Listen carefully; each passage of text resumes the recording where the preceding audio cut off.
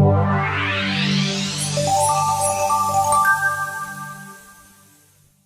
मैं जयश्री, आप देख रहे हैं HRS न्यूज़। आज हम लोग आए हुए हैं समाहरणालय नालंदा, जैसे कि आप पीछे देख सकते हैं। और हमारे साथ हैं पप्पू जी। इनका एक मतलब ज़मीन का मामला है। ये बहुत साल से अपना ये दिखवा रहे हैं, लेकिन कहीं पे भी इनका कुछ सुना नहीं जा रहा है, जबकि इनके पास सारा पेपर है। और इनकी जो सासू माँ हैं, उनको उनका ज़मीन है और उनको मतलब बख्शीशनामा में ज़मीन मिला था, जिसपे कि किसी का भी हक नहीं होता है। लेकिन उसके बाद इनके जो हैं, उनकी जो बहू थी, वो इन पे क्लेम की हैं और वो अवैध तरीके से ज़मीन को बेच चुकी हैं, बिना इन लोगों को कुछ भी बताए हुए। तो आइए हम जानते हैं इनसे कि इनके साथ क्या हुआ है और ये कहाँ कहाँ गए हैं और कहाँ कहाँ से इनको क्या क्या रिपोर्ट मिला है। सर हमने गए कि देखने गए कि रसीद कटाने गए तो मेरा रसीद 33 के जगह 17 डिसमिल के काट दिया गया। और पता करने के तो नकल में निकला 100 रुपये के पंचनामा और 500 के पंचनामा निकला। उस पर मेरा जमाबंदी चढ़ा। नरदेव प्रसाद ने अपना जमाबंदी पर सीओ साहब के मेल में ला कर ले लिया। वो 100 रुपये के पंचनामे पर उसको भाई वार्ड सदस्य था इंद्रजीत प्रसाद, उसने मोहर मारा था।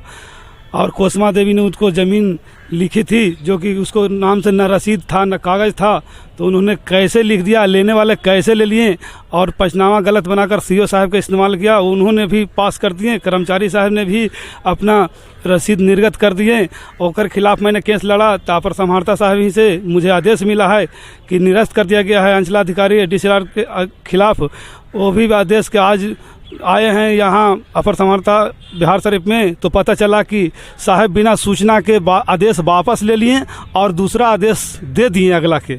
उसी के आदेश पर जो ज़मीन 0 था वो ज़मीन अभी चढ़ गया है रसीद पर। और उसको मैंने इस ज़मीन का भू अर्जन में गया है, पथ निर्माण में, उसको चलते पैसा आने का है। इसमें हो सकता है कि अशांति फैल सकता है, कभी भी कुछ हो सकता है।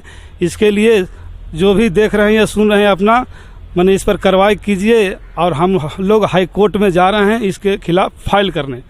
तो सर, इस रिगार्डिंग आपको क्या कोई नोटिस मिला है ऐसा करने से पहले? कोई नोटिस वगैरह नहीं मिला है। हम 2 साल से दौड़ रहे हैं, सीओ साहब नहीं चढ़ा रहे थे। और 15/12 के कौन आदेश आया जो कि 28/12 के रसीद चढ़ गया है।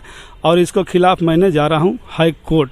कोई सूचना जैसा कि आपने देखा कि इनका कहना है कि इनकी ज़मीन मतलब बिना किसी सूचना के यहाँ पे अपर समाहर्ता नौशाद अहमद सर ने मतलब का कहना है कि सिविल कोर्ट से मेरे पास ऑर्डर आया, उसके बाद मैंने यहाँ से लिख के दिया कि इनका केस खारिज किया जाए, इन लोगों का पेपर गलत है। लेकिन ऐसा कुछ नहीं है, इन लोगों को कोई भी जानकारी नहीं दी गई थी पहले और इन लोगों के साथ जहाँ तक है गलत ही हुआ है।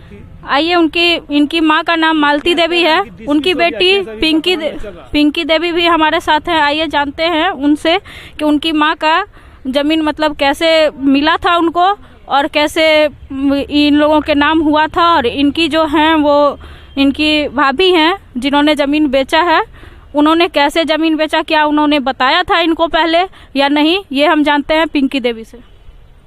मैम, आप बताइए कि आपकी माँ को ज़मीन बख्शीशनामा में कहाँ से मिला था, किसने दिया था और उसके बाद मतलब उस पर किनका किनका नाम था और किस तरीके से ज़मीन को बेचा गया है? मम्मी के नाम दे दिया। अरे बोली ना कि मालती देवी के जो मम्मी के ज़मीन मिला हमरा नानी दी।